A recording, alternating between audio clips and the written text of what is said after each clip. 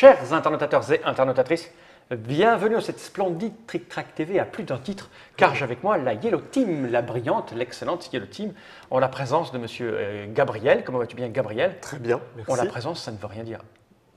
Si? Non, bof. Pas vraiment. Je sais pas. Ouais, c'est un peu comme Mathieu qui ne veut rien dire non plus. Comment ça va bien, monsieur Mathieu? Exactement. Ah, aujourd'hui, tu vas être ma tête de turc toute la journée. Allez, c'est Je sais pas, parti. ça va être. Comment tu vas bien, Ça va Mathieu? bien. Ouais. Bien, ouais. Vous êtes là parce que j'ai dans les mains pas une petite boîte, mais une boîte moyenne de type standard, d'un jeu qui répond au nom de. Alors, HP Lovecraft Kingsport Festival. Voilà. Kingsport Festival, c'est le nom du jeu. D'accord. Et Lovecraft, c'est parce que c'est basé sur le jeu de Cthulhu. C'est ça, pas sur l'univers de Cthulhu. L'univers de Cthulhu. Ouais. C'est un jeu signé Andrea Chiarvesio Ouais, et Gianluca Santopietro. tout à fait. C'est édité à l'origine par Stratelibri Oui, et en français par Yellow. tout à fait. C'est ça l'idée. Ouais. Ça nous vient d'Italie, ça, c'est ça? Ça nous non vient d'Italie. En fait, les deux auteurs, avec d'autres personnes, ont un studio de développement de jeux, dont tu as le logo au plein centre. Ah, là. c'est quoi? Donc, Sir Chester Corbelpo, board game. ok, c'est ça. Et ils bossent avec Stratelibri donc pour tout ce qui est production, diffusion internationale et tout ça, et distribution en Italie. Et c'est nous qui le faisons pour la France, effectivement. Mais ça n'a rien à voir avec ce qu'on voit chez FFG, Edge, les trucs de... Rien du tout. Tu vas voir que ça n'a Parce pas que- grand-chose avec l'appel de Cthulhu, par exemple. Ça n'a pas... Si tu veux un indice, Ouais, un des deux auteurs ouais, et un des deux auteurs de Kingsburg. ok. Non, parce que tu sais, quand on regarde le plateau, là, je ne me rappelle plus du nom de ce jeu, c'est terrible la vieillesse. La vieillitude. Arkham, Horror. Arkham, Arkham. etc., tu vois, avec les ronds. Mais alors, on vous prévient tout de suite, cela n'a rien à voir, absolument c'est rien à voir. Par le thème. plus À part le léger. thème, ça n'a rien à voir. thème, Parce que, il faut le dire, c'est tombé dans le domaine public. Oui, Donc maintenant, tout le monde fait ce qu'il veut, comme il veut. c'est ça. Voilà. Donc, ils ont décidé de nous sortir un petit jeu pour 3 à 5 joueurs Ouais, à partir de 13 ans oui. pour des parties de 90 minutes. C'est un peu du... C'est du moyen plus. C'est du moyen plus, parce qu'en fait, c'est long, parce qu'il y a des textes à lire. Mais au etc., final, c'est pas etc. très compliqué en termes Ouais. de jeu, à proprement parler. D'accord. Tu vas voir. Dans les ténèbres inimaginables de Kingsport, vous êtes convoqué à une cérémonie profane dans le but d'invoquer d'inconcevables horreurs. Ça a déjà commencé ou bien? Oui, bien sûr, hein, mais on est là pour ça, de toute façon. Dans pas longtemps, le monde va être anéanti, c'est à cause de nous ce qu'on va faire dans la partie. C'est une vanne sur les... On a invoqué des horreurs. Donc je me demandais si c'est... Mathieu a très bien compris. Oui, j'ai Mathieu pas a compris tout relevé. de suite. J'ai pas relevé. Il n'a pas relevé, mais il a compris. Cette boîte, je vais la poser par devers moi. Je vais prendre la règle, s'il te plaît. Je t'en prie. Je suis safouin ce matin. Oui, alors là, oui, c'est pas du costaud, mais il y a quand même des trucs à lire. Ouais, alors J'imagine qu'il y a beaucoup de background. Oui, c'est ça. Bah, par exemple, là, toute la première page, c'est uniquement du background. Et après, tu tournes les pages sur les colonnes, à droite et à gauche. C'est les histoires de chacun des personnages. Que tous les personnages D'accord.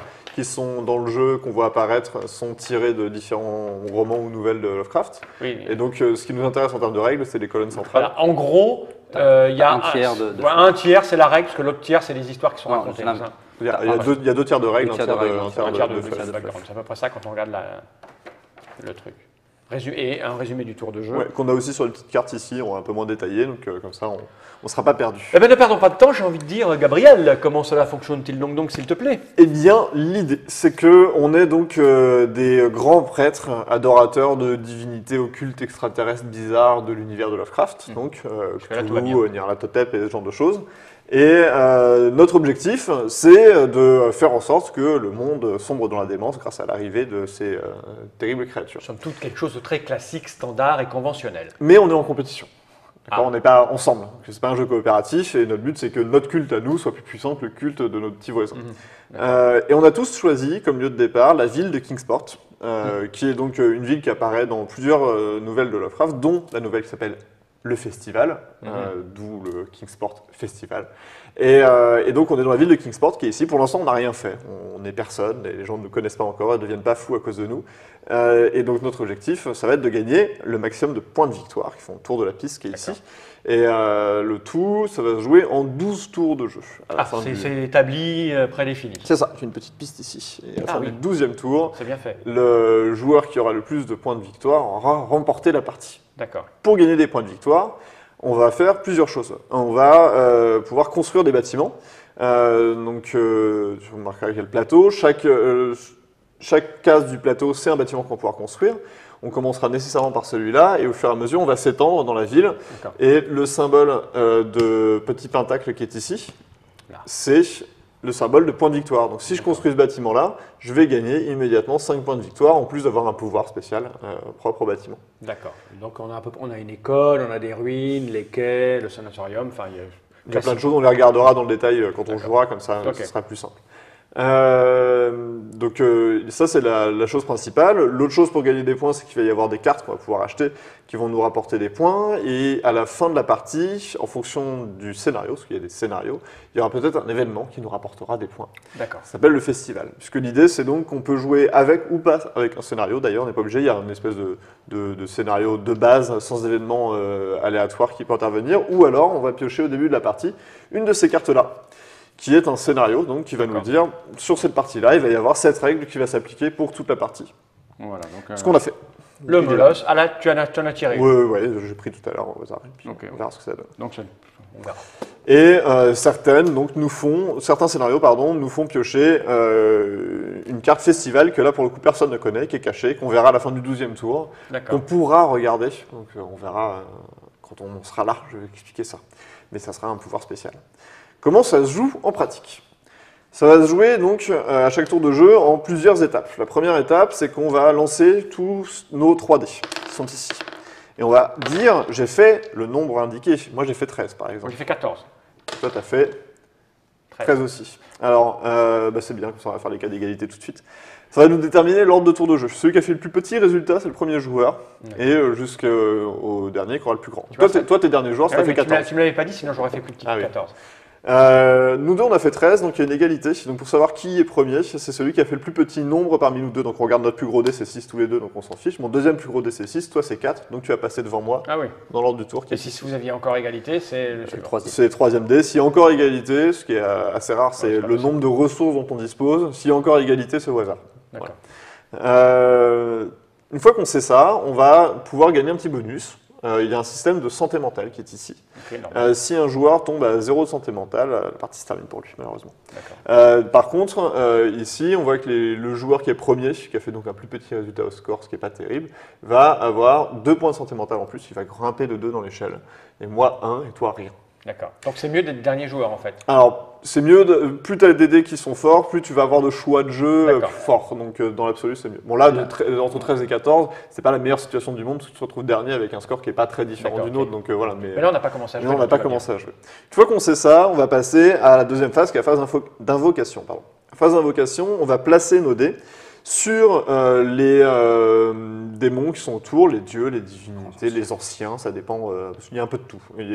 Donc, qui laisse emprunter que par des dessins, mais pour ceux que ça intéresse, quand on retourne, nous avons Nyarlathotep, il a fait tout ça dans sa vie. Donc je vais le montrer en déporté, tiens, parce que là... Son CV, quoi. Il y a son CV, il y a sa petite histoire, dans quelle nouvelle il apparaît des fois, et puis à quoi il ressemble et comment on peut le voir. Donc ça, c'est la face dessin, pour les gens qui savent pas lire. Voilà. Ah, c'est joli, l'ambiance, ça j'ai peur, avec sa grande bouche.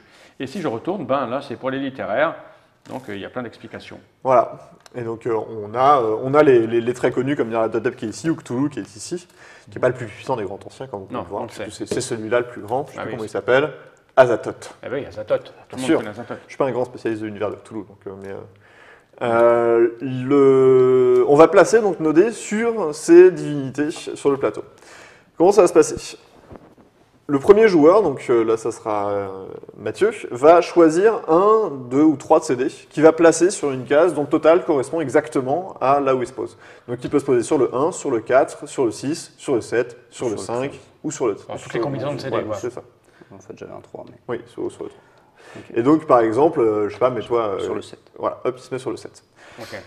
Puis ça va être à moi, je vais faire la même chose et imaginons que je fasse ça. Hop, je mets sur le 6, ça fait un peu loin, c'est pas grave, je vais m'en sortir. C'est pour l'exemple, c'est pour montrer. Tu vas faire la même chose et ainsi de suite. Moi, je vais tout mettre sur le 14. Ok, allez, très bien. Allez. Ça revient au premier joueur, parce qu'il lui reste des dés. Son dé, il ne peut pas le placer, puisqu'on peut être qu'un seul joueur par lieu. Là, donc, tu l'as bien niqué. Voilà, c'est ça. Moi, par contre, je vais pouvoir jouer, mais en fait, je ne vais pas faire grand-chose, parce que le 7 est pris aussi, donc c'était peut-être pas le meilleur. C'est quoi ton chiffre ? C'était un 1 C'était un 7. Lui, c'était un 6. Ouais. Moi, donc, je vais... Mais on va voir qu'il y a une option pour les dés qui ne servent à rien, puisque cet emplacement-là, le X peut accueillir tous les joueurs, à l'inverse des autres emplacements qui normalement n'accueillent qu'un seul joueur, et tu peux mettre le dé de la valeur de ton choix dessus.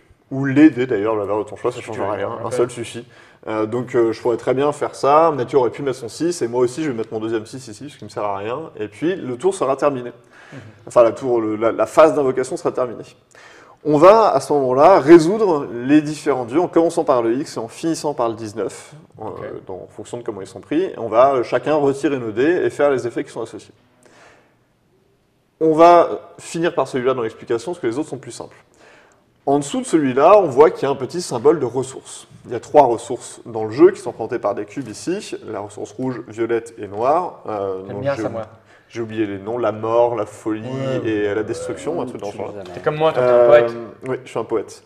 Et donc, oui, c'est ça. Et donc, je vais le prendre, et là, on m'a dit que je gagnais les ressources violettes, donc je vais prendre le petit cube violet devant moi. C'est ce qui va me servir à construire des bâtiments et à enclencher certains effets. Il faudra le fournir là, c'est ça? C'est ça. Pour pouvoir construire ce bâtiment-là, il me faut un violet et un noir, donc il faudra que je les dépense. Dans certains, comme la 3 qui est ici, il y a un choix. Je vais prendre soit un violet, soit un noir. Je ne vais pas pouvoir faire les deux. D'accord, ça c'est clair. Et dans certains, on va prendre Cthulhu par exemple, il va falloir que quand un symbole a des petits picots autour de lui, Alors les petits picots, c'est comme ça la là ligne du dessus, ça veut dire que je dois perdre ça pour pouvoir avoir ce qui est en Ah, dessous. c'est ça, les petits picots, c'est ça. Donc là, je vais perdre 3 points de santé mentale, parce que c'est le symbole de santé mentale, pour pouvoir gagner la liste de ressources qui est en dessous. D'accord. C'est toujours de la santé mentale d'ailleurs qu'on perd. Ouais, dans ce cas-là, oui, mais après, ici, par exemple, c'est je perds ces 6 ressources-là pour gagner ce qui est en dessous et être sur le bâtiment. D'accord. Il y a des symboles particuliers, donc on a vu le symbole violet, le symbole noir, le symbole rouge. Le symbole blanc, comme ici, veut dire... Alors, ici, je vais le montrer parce que sinon... Bah, tu peux la garder parce qu'il y a un autre symbole dessus qui m'intéresse. Veut dire je récupère la ressource de mon choix. D'accord. Le symbole tout à droite, c'est le symbole de magie, veut dire je vais gagner autant de points de magie. Les points de magie, c'est la piste qui est ici. Et je vais augmenter, hop, là, de 3 sur cet exemple-là. D'accord. Les points de magie, à quoi ils servent? Ils servent, quand on aura des cartes spéciales, à appliquer leurs effets, qui vont nous dire dépenser tant de magie pour pouvoir faire ça. Attends, j'en prends une où c'est directement explicite. Voilà, hop, celle-là, c'est très clair. Donc dépenser 1 en magie, comme c'est écrit sur la première case, qui me permet de le faire. Comment on récupère ces cartes spéciales? Eh bien, grâce au symbole qui est ici. Hop, le petit symbole de livre qui est sur la 13 là. Donc quand je récupère ce symbole-là, ça veut dire je pioche la carte de mon choix, enfin la carte de la pioche de mon choix. Il y a 3 pioches de cartes différentes. Donc si je vais sur cette tuile avec mes dés, si j'arrive à faire 13, Oui, c'est ça, je perds 2 points de santé mentale et je récupère un cube violet, un cube noir, un cube rouge, et une carte. je prends une carte spéciale Dans une des 3 piles. Dans une des 3 piles. La différence entre les 3 piles... J'expliquerai la différence D'accord. quand j'aurai expliqué tous les mécanismes, parce que c'est lié à... Voilà, c'est assez clair, c'est de la pure gestion de ressources en fait là. Ouais, hein, voilà, c'est très très simple. C'est pour ça que je te disais, c'est pas extrêmement compliqué. Et le dernier symbole, on l'a déjà vu, c'est le symbole de pentacle qui est déjà sur le plateau. Ça veut c'est dire les je points de gagne victoire. autant de points de victoire. Ok. Donc voilà. Donc je finis donc par celui-là qui est assez simple. Je vais gagner un point de santé mentale ou je vais dépenser la ressource de mon choix Et pour 3 gagner points de 3 points de santé D'accord, mentale. pour remonter, pour pas éviter de mourir avant la fin C'est de la ça. partie. On ne peut pas être au-delà de 12 points de santé mentale. C'est juste la limite, et là la piste de toute façon, Ah, donc la piste ça s'arrête à 12, donc on ne peut pas être au-delà. Comme pour la magie. Comme pour la magie, tout à fait. Mais la magie, on va avoir tendance à la dépenser assez rapidement. Ça va? La santé Ah, jusque-là, ça va. Tu places tes dés pour récupérer des ressources, des cartes, pour faire C'est aller ça. construire là-dessus. Exactement. Tu m'as pas expliqué encore. Et voilà, on a fini l'étape 3 du tour de jeu, donc dite étape de privilège, et on va passer à l'étape de propagation, c'est-à-dire la phase de construction. On va pouvoir, chacun notre tour, dans l'ordre du tour de jeu qui est déterminé là, construire un et un seul bâtiment. On n'est pas obligé de le faire, mais si on en construit, c'est qu'un seul, mais si on a les ressources pour plusieurs. Au début, on n'aura pas le choix. Le seul qu'on peut construire, c'est la maison qui est au centre. D'accord. Une fois qu'on aura construit la maison, on pourra construire n'importe quel bâtiment qui est adjacent à la maison. Donc, si je suis ici, je peux construire celui-là, par exemple. Et à partir du moment où j'ai construit un bâtiment de niveau 2, je peux construire n'importe quel bâtiment de niveau 2, niveau 3, qui lui est directement adjacent. Donc, si les petites flèches vont dans le bon sens, en tout cas, j'ai construit l'école, ça veut dire que je peux construire la bibliothèque, ça veut dire que je peux construire la mairie. Je ne peux pas construire le musée, puisque pour construire le musée, il faut que j'ai construit la bibliothèque, on a un petit trait, Ou la mairie. on a des petits numéros. De toute façon, on commence par du 1 pour pouvoir construire du 2, D'accord. qui nous permet de construire certains 3, qui nous permet de construire certains 4. D'accord. Je comprends bien. Donc, on va tous construire chacun. C'est-à-dire que là, je vais aussi moi mettre mon. Ah oui, bien sûr. Ouais, Ouais, en donc fait- il y aura 3 en fait- musées, il y aura 3 écoles. Alors, en fait, c'est pas on thématiquement- construit. Thématiquement, on n'est pas en train de construire. Je prends le terme là parce qu'il est plus Ouais, pratique d'accord. en termes de Ok. jeu, mais c'est thématiquement, on est en train vais. de propager D'accord. notre culte. Je dans vais les- là-bas foutre la merde. C'est Ok, ça. C'est mieux que construire. Quand je récupère un bâtiment, J'ai visité. J'ai visité, c'est mieux que construire. Ok. Donc, je me suis propagé dans le Ouais, club. ouais. Je dois donc dépenser les ressources qui sont associées s'il y en a, et je gagne immédiatement ce qu'il y a en dessous s'il y en a. Donc la plupart du temps, c'est les points de victoire, mais le premier bâtiment, par exemple, je gagne tout de suite une ressource de mon choix. De plus, je vais, à partir de ce moment-là, bénéficier du pouvoir qui est écrit ici. Ok. Ok. Donc on peut prendre les petites tuiles pour se les passer, ça permet de regarder plus rapidement. Et au bout d'un moment, puis, tu connais tout. Au bout d'un moment, tu connais assez rapidement les différentes choses, c'est pas extrêmement compliqué. Voilà pour la phase. Un aperçu général de ce que ça fait, les pouvoirs. Là. Alors ça va me permettre de gagner, de piocher plus rapidement des cartes, ça va me permettre d'augmenter de plus 1 ou moins 1 la valeur de mes D'accord. dés, ça va me permettre Ok. ce genre de choses. D'accord. Tu vois, ça, c'est un détail extrêmement important. Ouais, mais c'est Ça va remonter au plus 1 ou moins 1. les choix tactiques vont reposer sur là où tu décides de te propager. clairement. D'accord. Ok. Et il y a d'autres, les cartes vont pouvoir permettre pour certaines de faire ça aussi, mais c'est à effet unique. Donc Ok. les bâtiments, c'est pour toujours. C'est vrai qu'après certaines parties, il y a clairement des stratégies Oui, voilà, en ça, là, fonction j'en ai de pas vraiment d'idée, mais la ouais. direction dans laquelle tu te propages. Ok. Une fois qu'on a fait ça, on aura terminé le tour de jeu si c'est un tour de jeu normal. On va juste avancer ici pour dire on passe au tour suivant. Mais il va y avoir 4 tours de jeu où on a des investigateurs, des salauds d'humains Ah ouais. normaux qui cherchent à Ouais, arrêter la ouais. propagation des cultes et à faire en sorte que les grands anciens ne voient jamais le jour. Et donc qui vont nous attaquer. Donc là, le scénario, c'est lui qui nous dit quand est-ce qu'ils apparaissent. Donc on sait qu'on en aura un au tour 2, un au tour 3, un au tour 6, pardon. écrit là-dessus. Ouais, c'est écrit là-dessus. Un au tour 8 et un au tour 10. Autant dire ça. Ouais, 3, 4. 1, 2, 3, 4, c'est lié aux cartes que j'ai préparées là-haut. Donc on en a un niveau 1, un niveau 2, un niveau 3, un niveau 4. Donc pour t'en montrer un, voilà, clac, le voilà. Ça, c'est un méchant de niveau 1. Enfin, c'est un méchant, c'est un gentil, c'est nous les méchants. Ouais. Donc, Nathan. les investigateurs, ils ont plein de petites caractéristiques. Le plus important, c'est qu'on va regarder le chiffre en rouge qui est écrit en haut à gauche plus ou moins. C'est sa force, au milieu à gauche. Voilà. C'est sa force. Il faut qu'on ait un certain nombre de points de force qui nous permettent de le battre. Comment on va récupérer ces points de force? Grâce à certains pouvoirs de bâtiment et grâce à l'effet de certaines cartes, en particulier les cartes noires qui sont ici. D'accord. Les sorts de mort. Une fois qu'on a vu sa force, on peut jouer des cartes pour avoir son niveau qui va essayer d'être égal, supérieur, ou en tout cas essayer de ne pas être inférieur à sa puissance. Si on est supérieur à lui, c'est super, on gagne s'il y a écrit là où il y a marqué victoire. Strictement supérieur ou 2, c'est bon? Strictement supérieur. Ok. On gagne ce qui est marqué au-dessus. Mieux, si on a le double de sa puissance, 4. ou égal, ou plus, on va avoir 2 fois la récompense. C'est cool. Ouais. Si on a le triple, on n'a pas 3 fois. 2 fois, c'est bien. Si on est égal, il ne se passe rien. Et si on est en dessous, on subit ce qui est écrit en défaite. D'accord. Au début de la partie, les défaites et les victoires ne vont pas avoir des effets très importants. En fin de partie, par contre, tu peux te retrouver à avoir moi-même en milieu, des bâtiments détruits, ce genre de choses. Donc il faut anticiper ça au maximum. Tu n'as plus le pouvoir et Voilà. c'est tout dans la merde. Ok. Ce qui me permet d'introduire tout de suite. Non, je vais finir sur les cartes là. Est-ce qu'elles ont encore une dernière chose, c'est compétences. Certains investigateurs ont un petit pouvoir spécial qui va permettre de limiter notre puissance, qui vont dire en fait tu as moins de force, ou alors si tu es en dessous 6 en santé mentale, et ben, tu vas devoir faire 2 de plus en combat, ce genre de choses. Le petit symbole là, le petit œil qu'on peut voir ici. Parce que là on ne le voit pas. Oui. Alors ça, des petites menottes, non? C'est quoi? C'est des lunettes? C'est des lunettes. Ah, c'est un toc, trouver un objet caché. Si j'ai des lunettes que je récupère par un effet ou un autre, il y a plusieurs moyens de l'avoir, mais c'est celui-là le plus simple d'accès, on va pouvoir regarder la carte investigateur qui nous attend. Donc je peux regarder la carte qui est la prochaine à regarder. Ou je peux regarder l'événement. Parce que ce que je ne vous ai pas dit, c'est qu'il y a des événements avant chaque investigateur, au moment où on va finir le tour 2 en l'occurrence. On va piocher la carte événement qui est devant l'investigateur 1. Et on va, tiens, tu peux montrer ça là par exemple, et ensuite, une fois qu'on aura appliqué son effet, on va appliquer l'effet de l'investigateur. D'accord.